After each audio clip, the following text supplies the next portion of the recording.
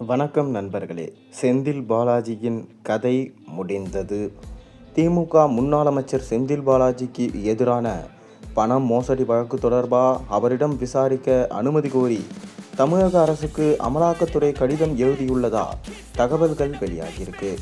முந்தைய திமுக ஆட்சியில் அனுமதி வழங்கப்படாத நிலையில் தற்போது ஆட்சி மாற்றம் ஏற்பட்டிருக்கிற நிலையில் அமலாக்கத்துறை விசாரணைக்கு அனுமதி கோரியிருக்கு. வேலைக்கு பணம் பெற்ற மோசடி தொடர்பான வழக்கில் முன்னாள் அமைச்சர் செந்தில் பாலாஜியை விசாரிக்க அனுமதி கோரி தமிழக அரசின் தலைமை செயலர் சாய்குமாருக்கு அமலாக்கத்துறை நேரடியாக கடிதம் எழுதியிருக்காங்க. செந்தில் பாலாஜியை விசாரிக்க முந்தைய திமுக ஆட்சியில் அனுமதி மறுக்கப்பட்டது.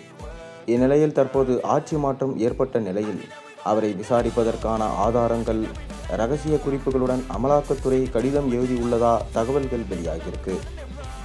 செந்தில் பாலாஜி போக்குவரத்து அமைச்சராக இருந்த 2011 முதல் 2016 வரையிலான காலகட்டத்தில் போக்குவரத்து துறையில் வேலைக்கு பணம் பெற்றதாக குற்றம் சாட்டப்பட்டது.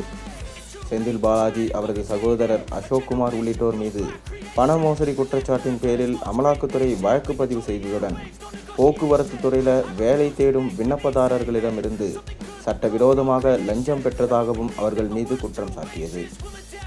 பண மோசடி வழக்கில் செந்தில் பாலாஜி, அவரது தம்பி அசோக்குமார் உள்ளிட்ட 4 பேர் மீது வழக்கு மாநில அரசு அனுமதி இல்லாததால் நீதிமன்ற விசாரணை இன்னும் தொடங்கவில்லை.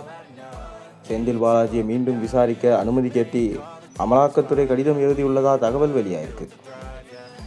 செந்தில் பாலாஜி உள்ளிட்டோருக்கு எதிரான வேலைக்கு பணம் பெற்ற வழக்கில் அமலாக்கத்துறை வழக்கு தொடர அனுமதி வழங்க மறுத்து 7 மாதங்களான நிலையில் செந்தில் பாலாஜி மீது வழக்கு தொடர மாநில அரசின் ஒப்புதலை கோரி தலைமை செயலர் சாய்குமாருக்கு மீண்டும் கடிதம் எழுதியிருக்கு. மே 15ஆம் தேதி 3 பக்க கடிதத்தில் அப்போதைய ஆளுநருக்கு அனுப்பப்பட்ட முந்தைய வழக்கு தொடர அனுமதி கோரிக்கை மாநில அரசின் வழிகாட்டுதலின்படி இந்த ஆண்டு பிப்ரவரி 23 அன்று திரும்ப அனுப்பப்பட்டதாக கூறப்படுகிறது.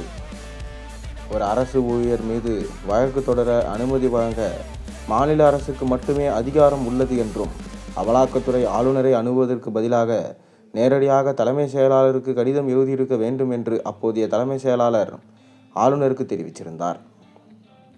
தற்போது அமலாக்கத்துறை தனது புதிய கடிதத்தில் தொடர்புடைய அனைத்து ஆதாரங்களையும், விசாரணை குறித்த ரகசிய குறிப்பையும், வழக்கு தரப்பு புகாரின் நகலையும் ஒரு பென்டிரைவில் இணைத்திருக்காங்க.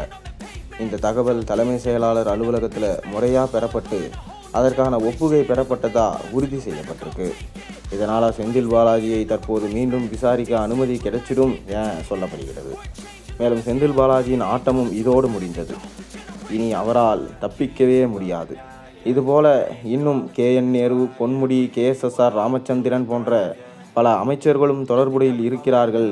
பெரிய பெரிய முக்கியமான புள்ளிகள் மாட்டுவார்கள் என்று எதிர்பார்க்கப்படுகிறது.